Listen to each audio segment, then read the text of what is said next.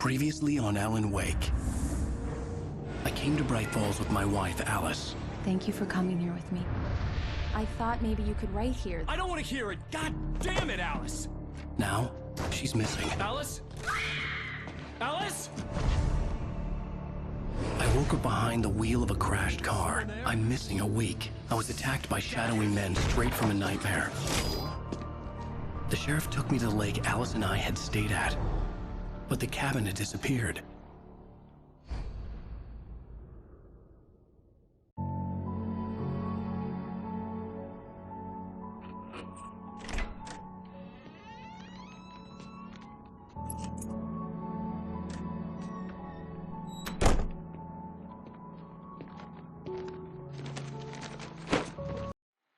Honey, I'm home.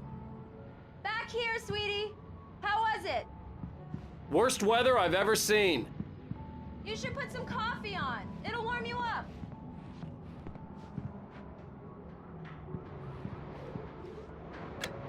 Coffee's on. Great, thanks. I'll need it if I'm gonna finish this by tomorrow.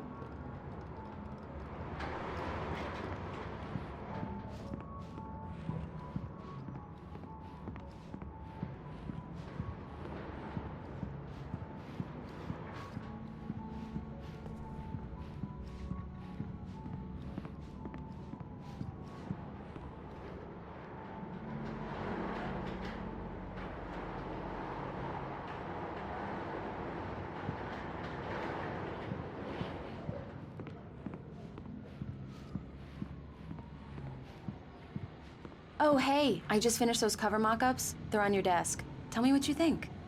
No kidding. I didn't think you'd get them done this quickly. On occasion, I can perform all sorts of miracles, my dear. Oh, really? Well, you seemed to think so last night.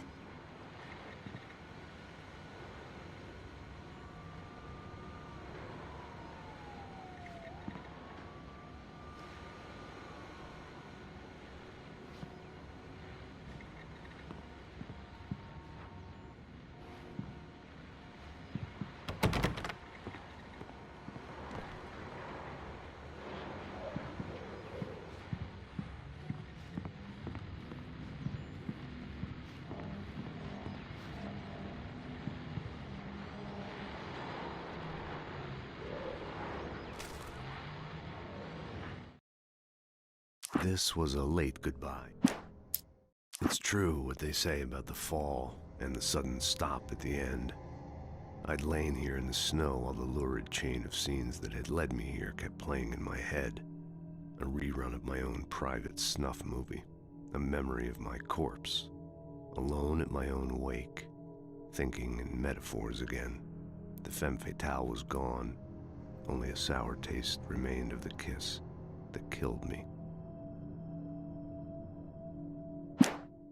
This was a late goodbye. 13 years after I'd gotten my revenge, it had finally caught up with me. It had been a long time to bear the pain. My blood painted the snow red. A gruesome slushy dissolved all the scattered painkillers and leisurely dripped down to the sewer, mingling with the bile of the city, becoming one with it. I can see them now. My wife and my baby. Honey, I'm home.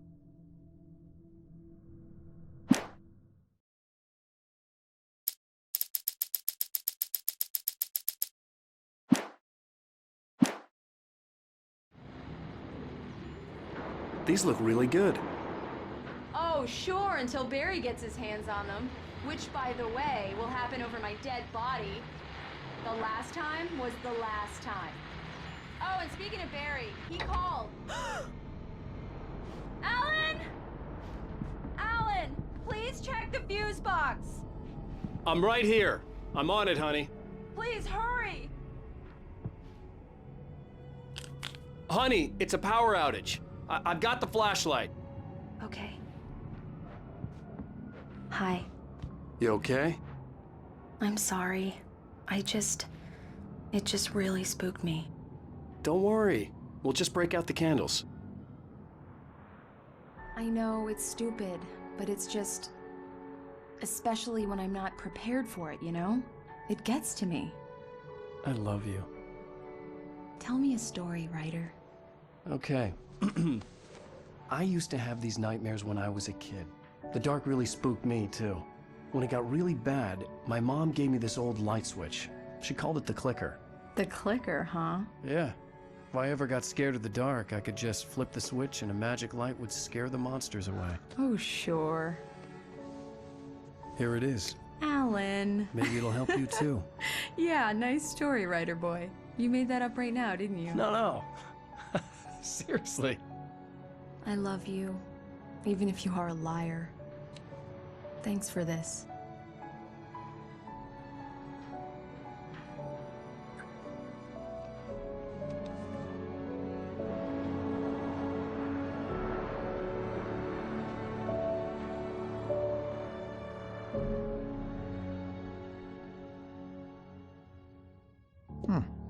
How do you feel, Mr. Wake? Any nausea, disorientation, anything like that? Mr. Wake, how are you feeling? I'm okay. My head's fine. I had to lie about my headache and memory loss. He'd send me to a hospital for tests. I couldn't leave without Alice. Very well. I don't think you have a concussion, but you've obviously been through quite a shock. You should take it easy for a couple of days. Thanks. Well then, Mr. Wake, we're done here. If the pain gets any worse or you experience any other symptoms, you should come see me. I'll let you get on with it then. Sarah, Sheriff Breaker, is waiting for you. She's very good at her job. I'm sure she can locate your wife in no time. Doc Nelson was the image of a small-town doctor. Sheriff Breaker had called him to the station to take a look at the cut in my head.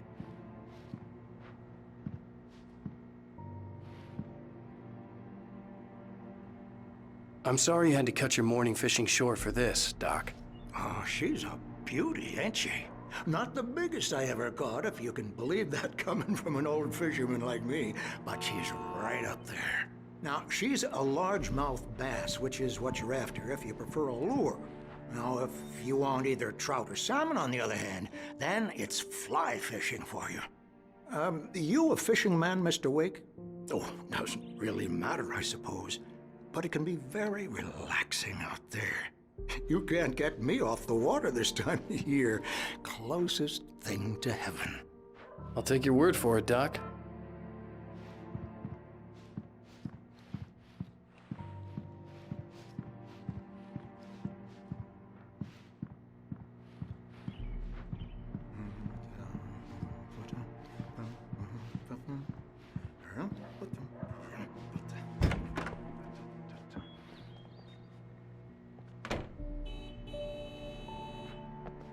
Thank you for testing the lights, Miss Weaver.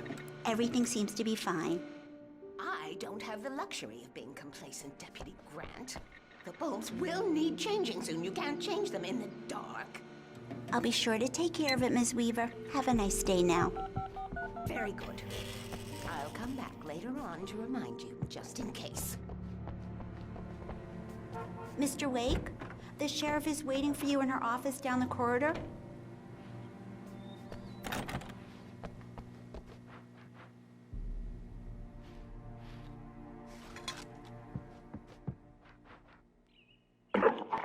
It's Mulligan here.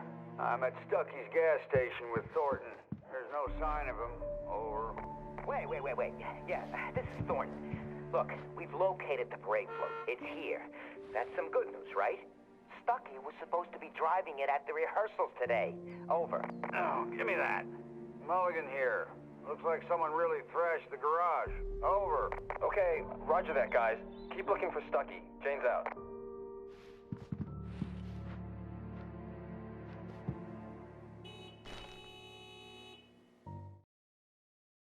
Alice looked through the viewfinder, lining up the shot. Cauldron Lake was breathtaking. Something caught her eye. A figure standing in the shadows behind the cabin, like a thin woman in a black dress. She lowered the camera and looked again. No one there. Just a collection of bushes that looked vaguely human-shaped. She shook her head and laughed.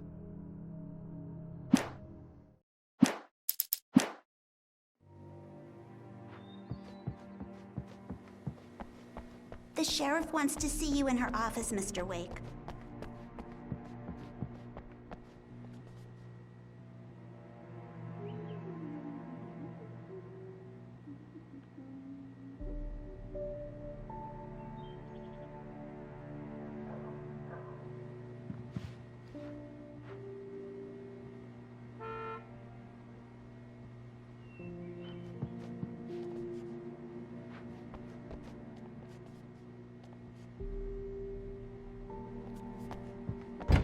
Come in, Mr. Wake. Your phone's on the desk. The battery was dead. It's charged now. Have you started looking for my wife yet? My men are already on it. Now, can you tell me what happened? I'm not sure. I can't remember. We were arguing. I walked out of the cabin. The cabin on Cauldron Lake? How did you end up at Stucky's gas station? I wanted to tell her what had happened last night, but I couldn't. She'd lock me up. Excuse me, I need to take this. Hello? Alan, please help me. Alice? Stop talking to the law. You'll do exactly what I say if you ever want to see your wife again. Who is this? Go to the back lot. There's a hole in the fence on the left. Look inside the junker. I left a little something there to convince you we're all on the same page here. After you ditch the cops, you're gonna meet me in Elderwood National Park. There's a spot called Lover's Peak. Midnight. Mr. Wake, can I help you with anything? We're watching you. I need to get some air. The sheriff said I could go out back. Of course, Mr. Wake. You can get there through the cell corridor. Just don't mind Walter in there. He's one of our regulars. I thought he quit drinking for good. Turn the light! The light's on! The deputies, they don't understand. They won't listen to me. I need it to be bright in here!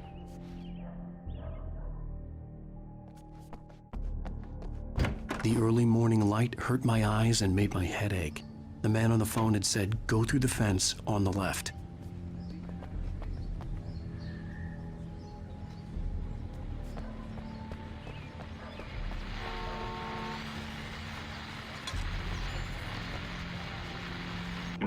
Well, folks, it's been another long night, and it's about time for me to sign off for a while. God knows I need my beauty sleep.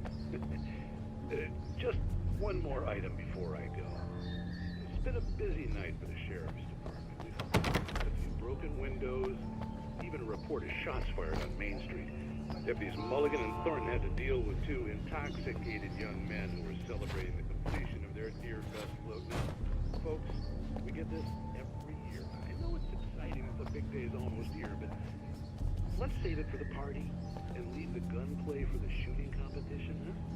There's no point in getting all worked up yet.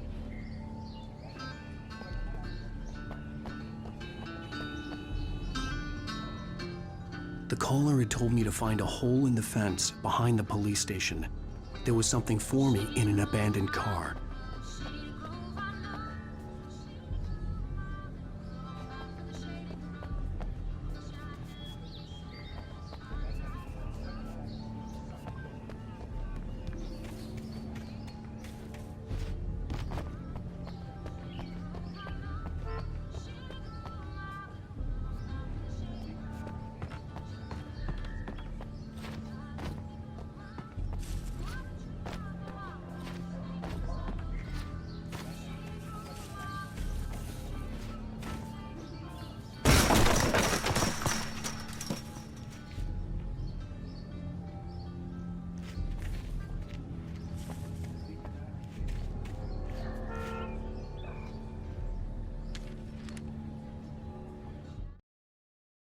The kidnapper fired his gun one last time, and the shadow vanished into the darkness it had come from.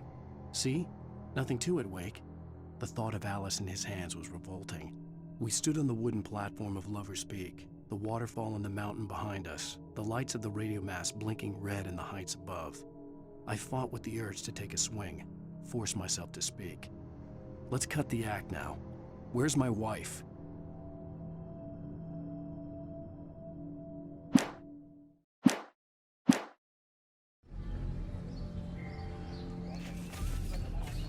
Alice's driver's license had been placed on the front seat. The caller meant business.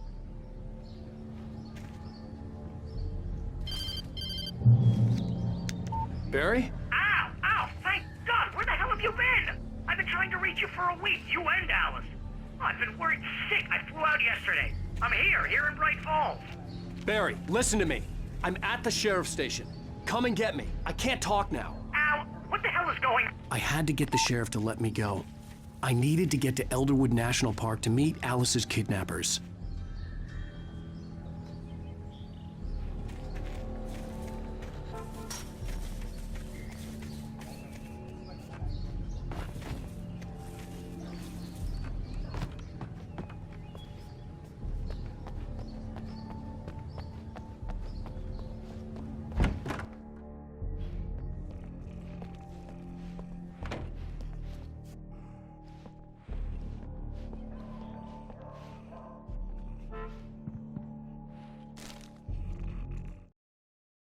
In spite of its human mask, to describe the dark presence as intelligent would have implied human qualities on something decidedly inhuman.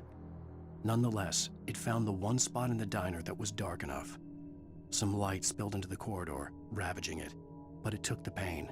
Horrible as it was, the writer would soon fix that. He would be coming to the one place where it still had power.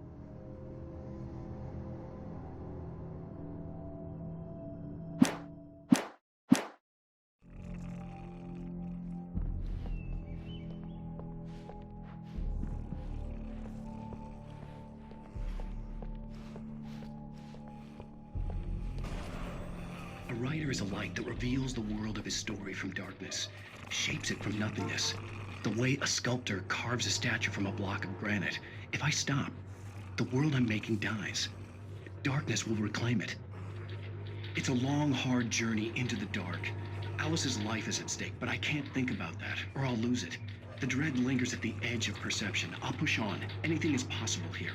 I'll write the story. I'll save her.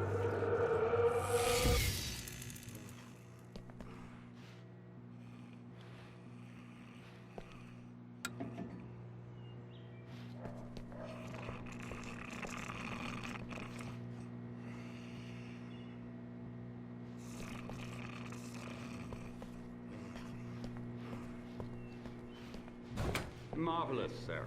I just wanted to settle all the damage the Anderson brothers might have inadvertently caused on their recent and regrettable little outing.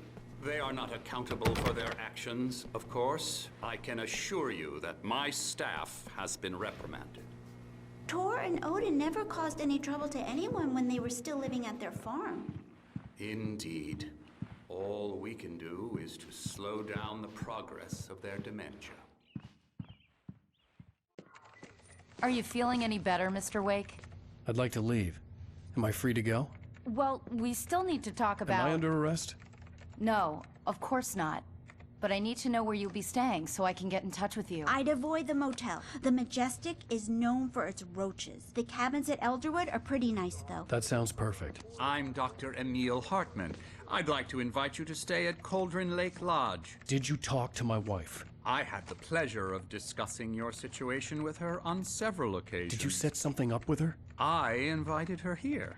My clinic is a place where... Oh! Hey! Oh, my! Take it easy. Hey, nobody move! Get your hands off of my client! Who are you? I'm Barry Wheeler, his agent. If you have business with Mr. Wake, you talk to me. You yokels won't know what hit you once I sick my lawyers on your asses. No harm done, Sarah. I'm all right. I don't want to press charges. Mr. Wake, my offer still stands. Get me out of here. What the hell was that about, Al? We don't need a replay of that thing with the paparazzi. I thought they were gonna lock you up. I had to talk to someone. I told Barry everything. He thought I was certifiable, but when he heard about the manuscript, I had him. The fact that I'd written something, even if I couldn't remember it, was enough for him. He smelled money. And he believed that Alice had been kidnapped. Anything beyond that was another story. I had a midnight appointment with the kidnapper in a place called Lover's Peak, somewhere in Elderwood National Park. The plan was to rent a cabin. I don't like it, Al. I don't like any of it. It's not good. In fact, it's the absolute opposite of good. Mr. Wake! Barry, you found him. Hi, Rose. Oh, wow. I was just thinking about you, too. Great. I was just bringing Rusty some coffee. He's on the balcony, looking after Max. Poor thing. I really need to go. Great to see you again, Mr. Wake. Later! Who's Max?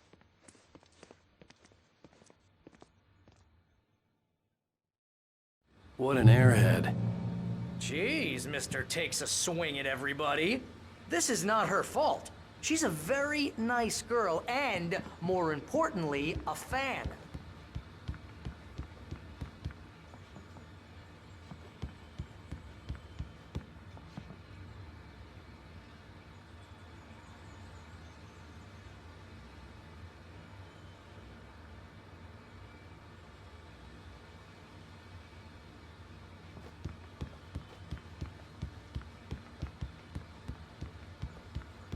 Seriously, Al, what you were saying in the car, just listen to yourself. What, you shot a guy and his body just disappeared?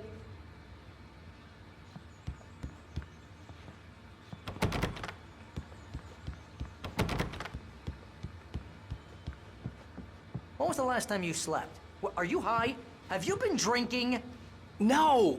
Look, Barry, I'm missing a week. And someone's got Alice. Do you and everything's understand just what it sounds like when you say stuff like that? Don't get me wrong, it's a good story, could be a bestseller. But when you start confusing fiction with reality, you're buying yourself a ticket to the funny farm. Wait here.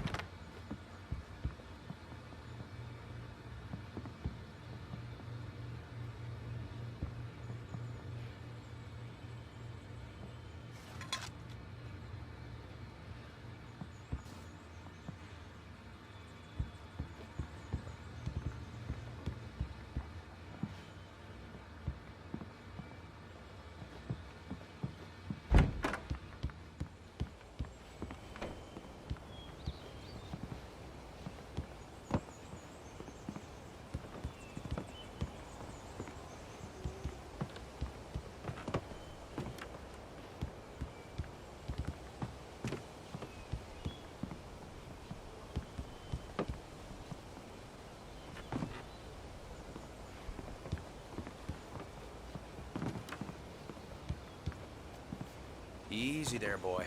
I'm almost done. Hey, Rusty, right? You rent cabins. Oh, Mr. Wake. I'd shake your hand, but mine are kind of full here.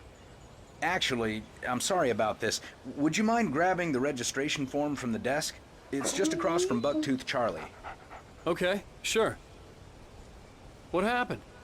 Crazy poachers. Max here got his foot caught in a trap. They're illegal to use here. Hell, you're not supposed to hunt within the park at all. But that doesn't stop some lowlifes.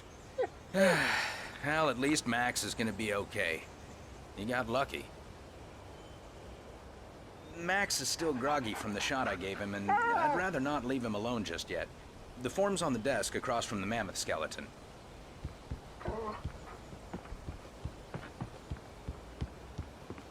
Okay, boy. Seriously, Al, you can't just go and meet a kidnapper. Those situations always end up in disaster. You gotta talk to the cops. She's my wife, and it's my call. Can we talk about this later? No. This whole thing... Listen, you hit your head. I mean, geez, Al, come on. You gotta understand how crazy all this sounds. If you're trying to pull a joke on me, freak me out, it's working. Ha ha, let's have a laugh on Barry. Well, you had me going there real funny, Al. You can quit it now.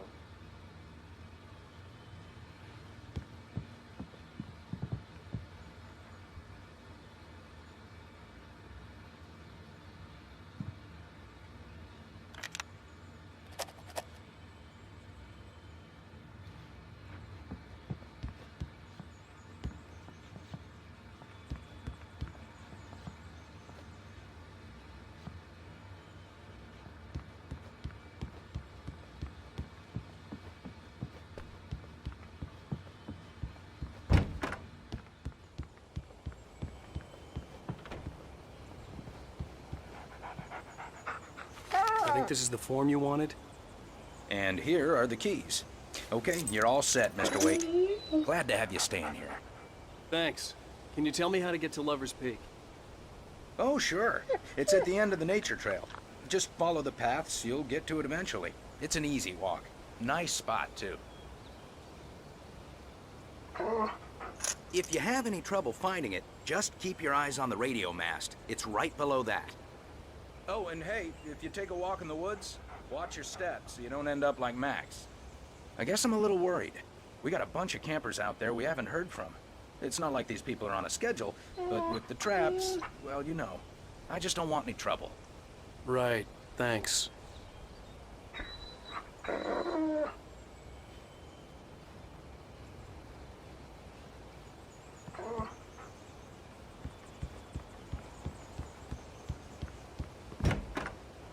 Look, Al, you're asking me to believe that you shot a dude who went poof into thin air, a guy who was bulletproof until you pointed a flashlight at him.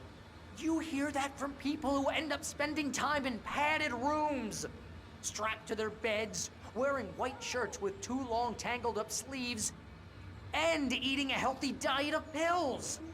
Al, you make cruel jokes about people who believe that kind of stuff. You're the skeptic. You gave me an hour-long lecture on homeopathy last month. What was it? If there's no proof, it's pure bullshit. Period.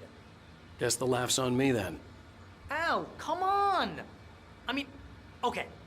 Okay, maybe something weird happened to you, okay? Well, thanks for the heartfelt vote of confidence. All I'm saying is you gotta throw me a bone here, bestseller. What would you think if it was me? There's no way you should be going out at midnight with a gun. No one asked you to come here, Barry. Either work with me on this or go straight back to New York. Your choice. Uh-huh.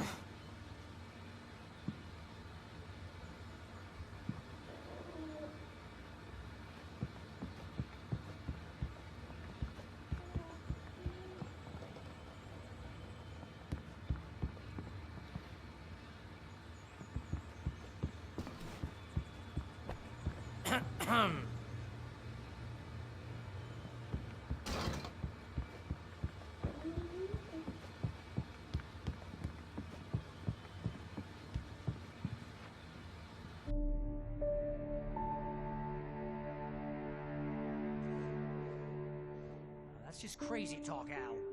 Al? Al? We should go to the sheriff or call the FBI. Damn it, Barry, they'll kill her! This is not a goddamn debate, Barry. I'm going to Lover's Peak. He said to come alone. Okay then. I understand. But you're my best friend, and I'm worried that you're not right in the head. Tell me what to do to help, and I'll do it. You stay here, and if I'm not back by morning, call the cavalry. Achoo! Achoo! Just be careful with the natives, Al. These yokels are dangerous. Everybody hates a tourist, or it'll be Deliverance all over again. Achoo! Bless you. Oh, this place is trying to kill me.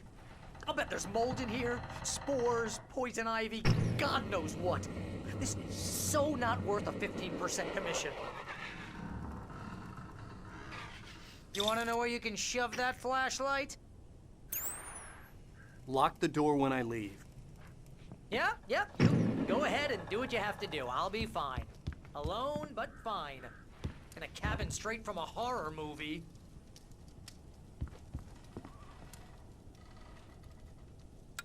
Real funny, Al. Real funny. Ha ha! Thank you. I'll just sit here in the dark till you come back. Or until I get eaten by a grue.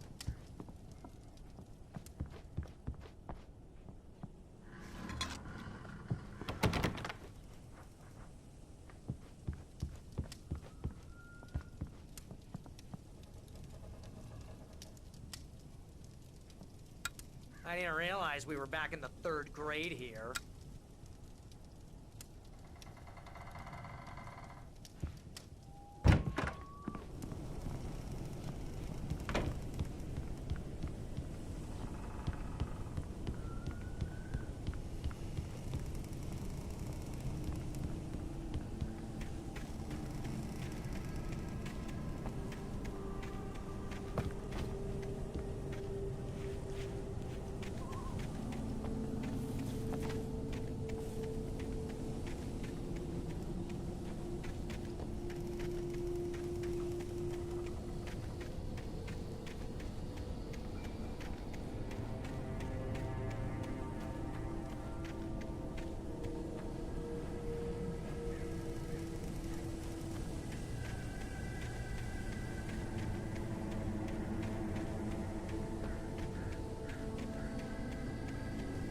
I knew I should have gone to the cops.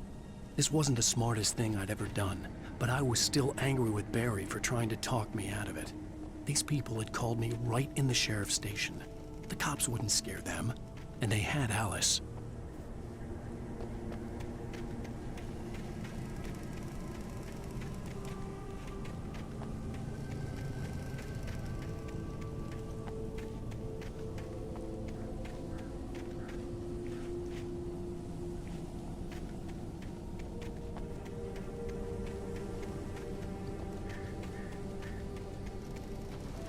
I'll wait here, Al. I'll hold down the fort. I'll be with you in spirit every step of the way, Al. Walk through the door now.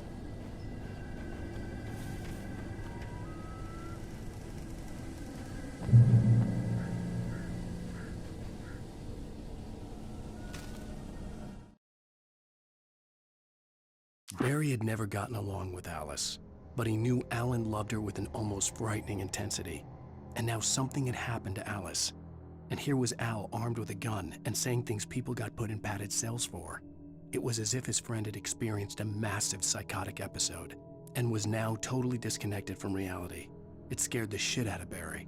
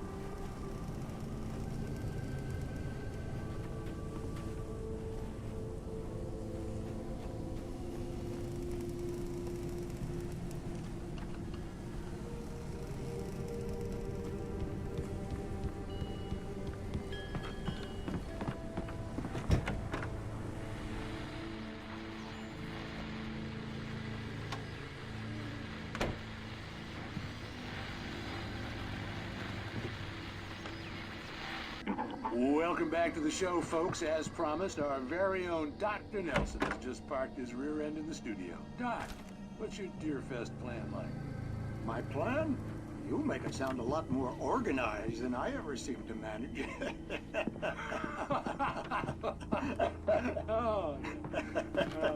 No plan, really. Just taking the atmosphere. I'm getting a little too rickety to do much more than that, you know. Oh, tell me about it. No sack race for us older gentlemen, huh? Yes, exactly, Pat. But I'm going to check out the parade, of course. And I'll be one of the pie contest judges, too. Well, that takes a different kind of constitution. Oh, yeah. It's my kind of exercise. Now, Doc, seriously, you're in pretty good shape, though. You're the outdoors type. I know for a fact you're an avid fisherman. That's right. Matter of fact, just caught a heck of a largemouth bass early this morning. But you're not taking part in the fishing contest? No, not this year. See, Pat, I'm just not that competitive anymore. Now I just like to take my time and enjoy the peace of it. It's no fun if I need to worry about what I'm catching, you know? Well, considering your track record, the participants are probably pretty happy you feel that way. Well, Pat, that's kind of you to say.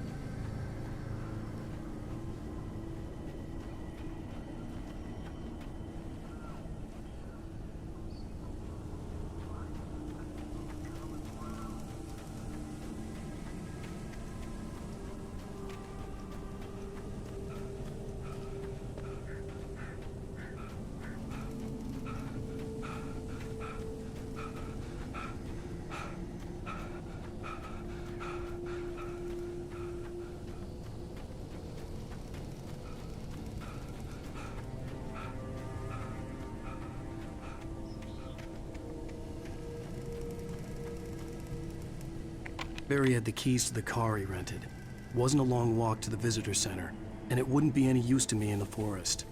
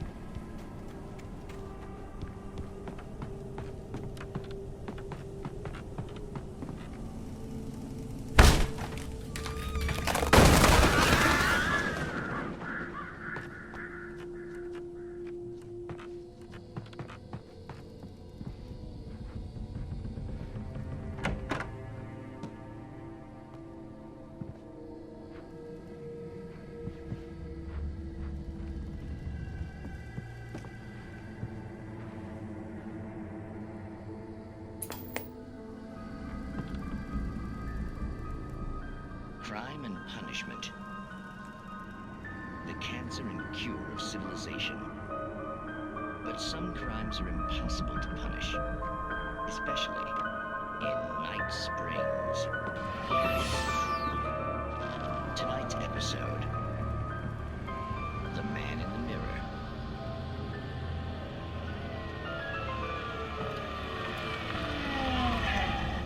He's inside, Agent. He's a weird one. So, you're confessing to killing that guy, huh? Why? Isn't it coming? Yeah, but why would you do that? I mean, this guy, normal, took a kid to a soccer game. So how come at the game, you pick a guy and quote a dream rest?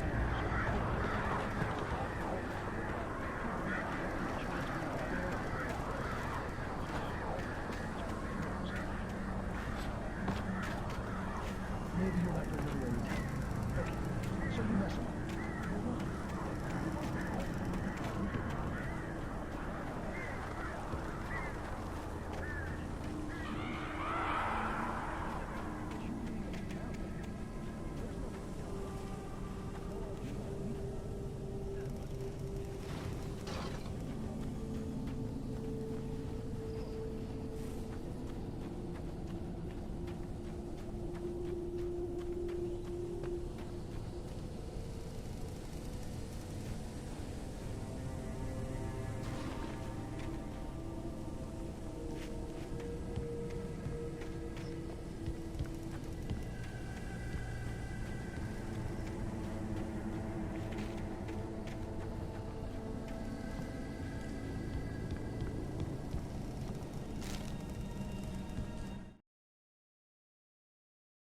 Rose knew that Rusty was in love with her, and she liked him too.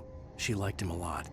He taught her to dance, and life had certainly taught her the value of a man who was gentle. He treated her well, made her smile, made her feel good. But Rusty wasn't the prince of her dreams, and that tended to underline the unbearable truth. She was no closer to that Hollywood magic than he was.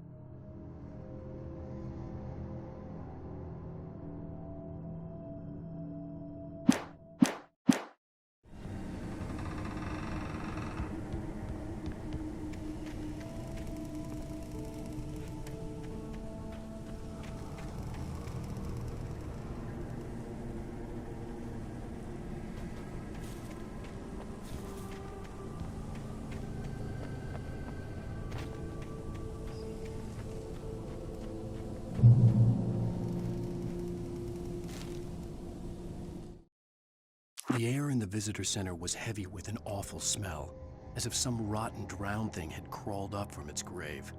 Rusty kept coughing blood. My eyes were drawn to the twisted shape of his broken leg. The attack had been vicious. Max whined in his cage. Rusty's eyes were wild with fear and terror. He gasped. "Mr. Wake, it happened just the way it was on that page."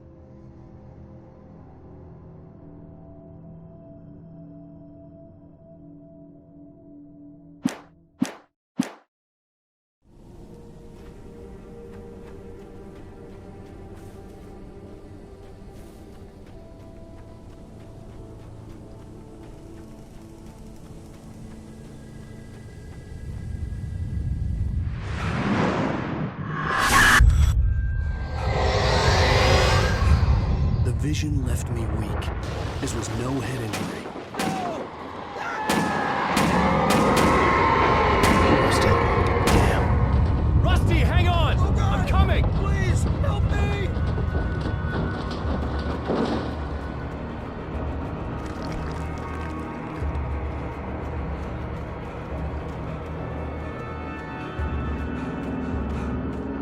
Anybody?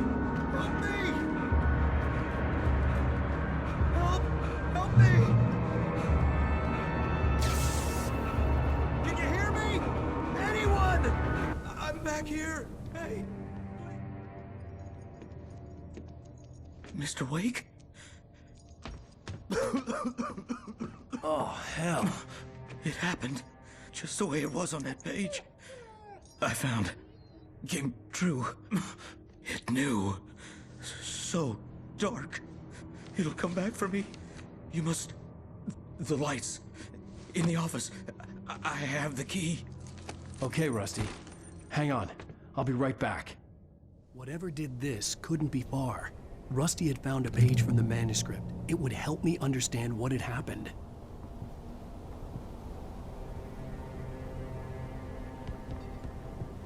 Shh. Good boy.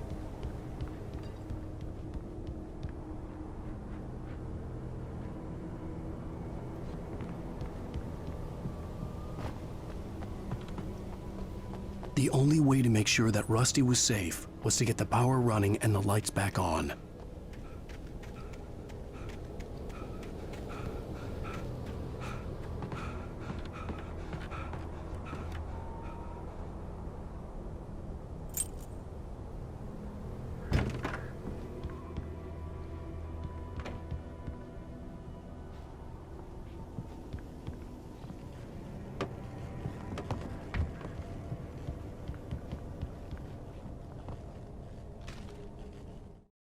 At the last instant, I changed direction and threw myself down. The axe splintered the trunk of a tree. I stumbled into the pool of bright light. My lungs burned. I was too exhausted to move. I tensed as I waited for the killing blow, but it never came. I raised my head. Nothing moved in the darkness beyond. For the moment, bathed in the cold light, I was safe.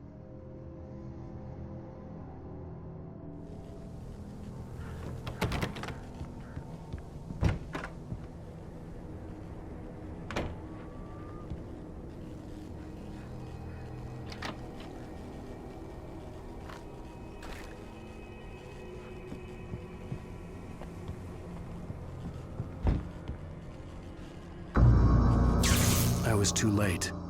Someone had destroyed the circuit breaker. There was no way to get the lights back on.